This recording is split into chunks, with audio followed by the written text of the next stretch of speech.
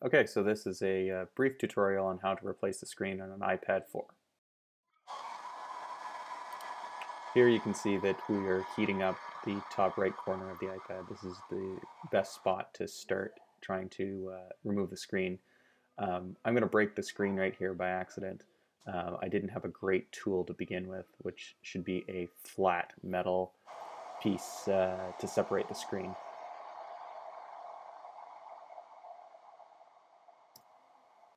I continue to try to remove the screen with my screwdriver, doing quite a messy job of it, quite a bit of cleanup.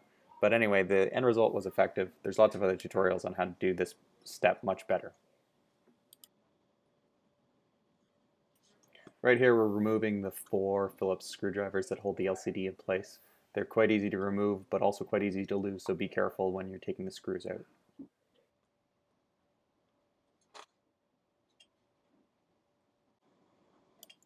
When removing the LCD, you should open it like a book, stopping at about 90 degrees in order to not damage any of the components that are behind, and to safely remove the LCD and put it to the side to make the next steps much easier.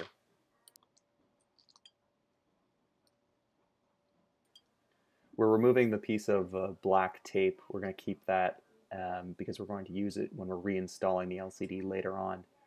You're going to take your plastic tool that came with the kit and open up the plastic flap that holds the ribbon to the logic board. This doesn't take very much pressure, but don't be afraid to be a little bit firm with it.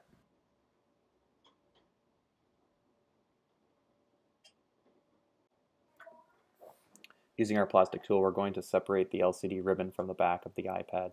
There might be some adhesive here, so you need to slip underneath it to separate the ribbon from the casing.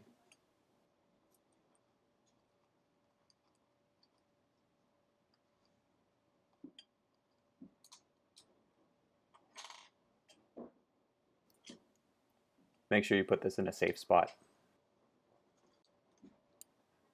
We're going to repeat the same thing with this cable, lifting up and removing the tape, saving it for later, opening the plastic tabs on the logic board to let the ribbon free, and using our plastic tool to remove the ribbon from the back of the case. We can be a little more aggressive here because obviously we're going to throw away this particular screen, but be careful that you don't cut yourself.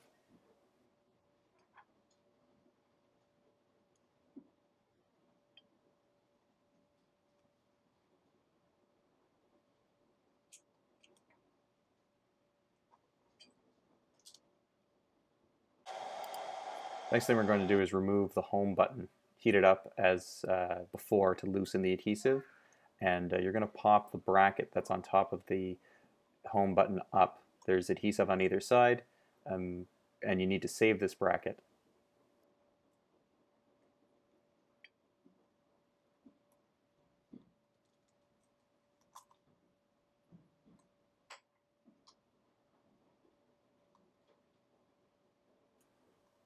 You can see once I've got the bracket off, I'm going to have to clean off all of the shards of glass. Now I'm removing the home button from the case. Same procedure, heat it up, pop it out.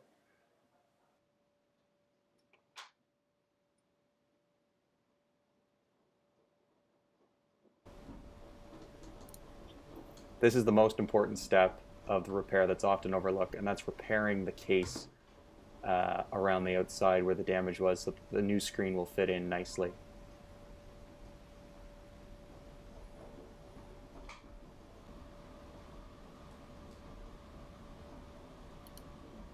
I've attached some adhesive that came with my new screen to the home button bracket. I've placed the home button in its appropriate position, and now I'm placing the bracket on either side.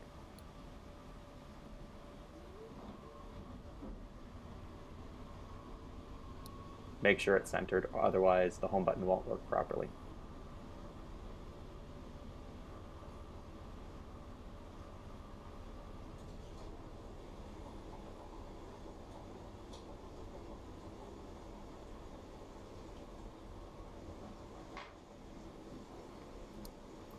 I'm now going to test the home button to make sure that it clicks as normal. If it does, great, and you can proceed to the next step. If it doesn't, make sure you go back and fix it, otherwise your home button won't work.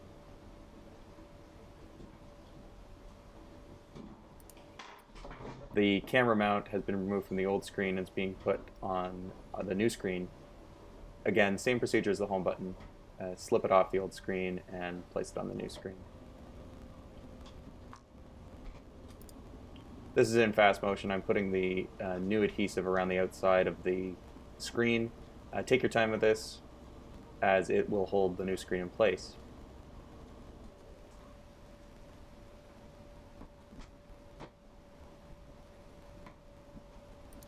I had some trouble with the camera bracket. It didn't have enough adhesive on it, so I used a strip from the adhesive that go around the edges to hold it in place. Now we're ready to put the ribbon back into the logic board on the new screen. Use gentle but firm pressure to slip it in. Make sure that both of the black tabs are up in the open position. Use gentle but firm pressure.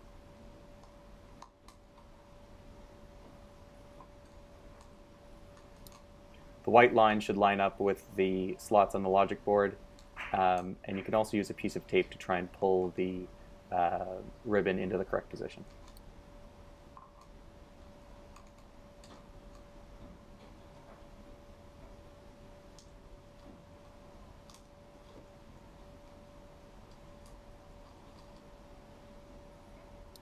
When that's done, close and lock the two clips and replace the tape that we removed earlier.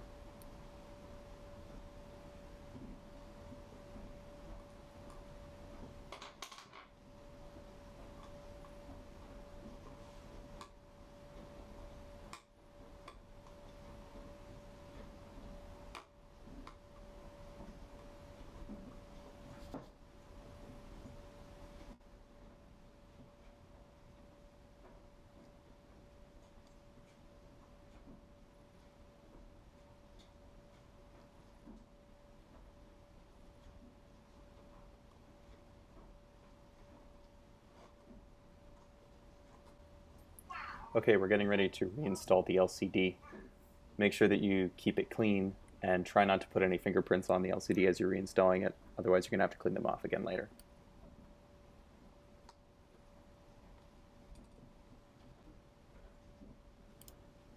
Okay, so we're ready to reinstall the LCD. We're going to do it in reverse as when we took it out. The LCD would be at a 90-degree angle, and we're going to slide the ribbon into the logic board, making sure that the black flap is in the up unlocked position before we start, and using gentle firm pressure to get the ribbon all the way in. The white line should be flush with the logic board.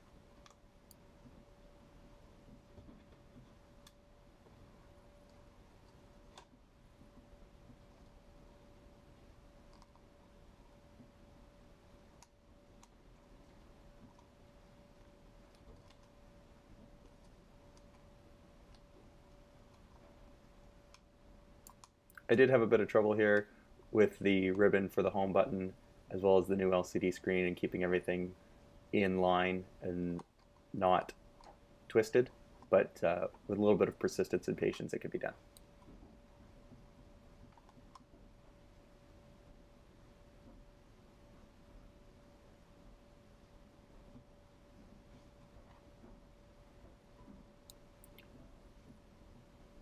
Pull the flap to the down position and reinstall the tape.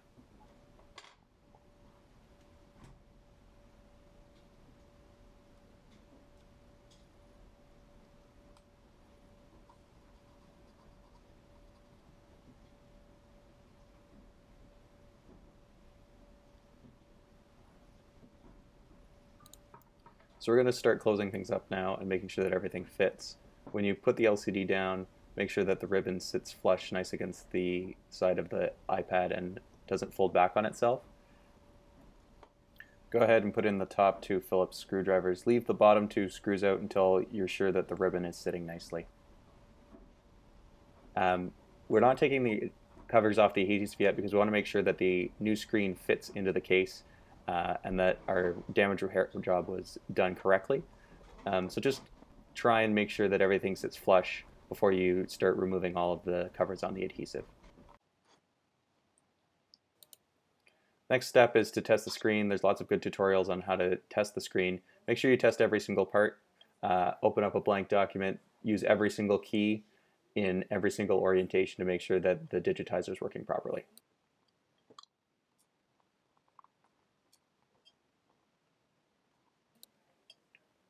Once that's done, you can remove the adhesive strips and press down, and presto, everything's all fixed. Thanks for watching. Please leave your feedback in the comments. There's lots of good tutorials online, and you should watch as many of them as possible.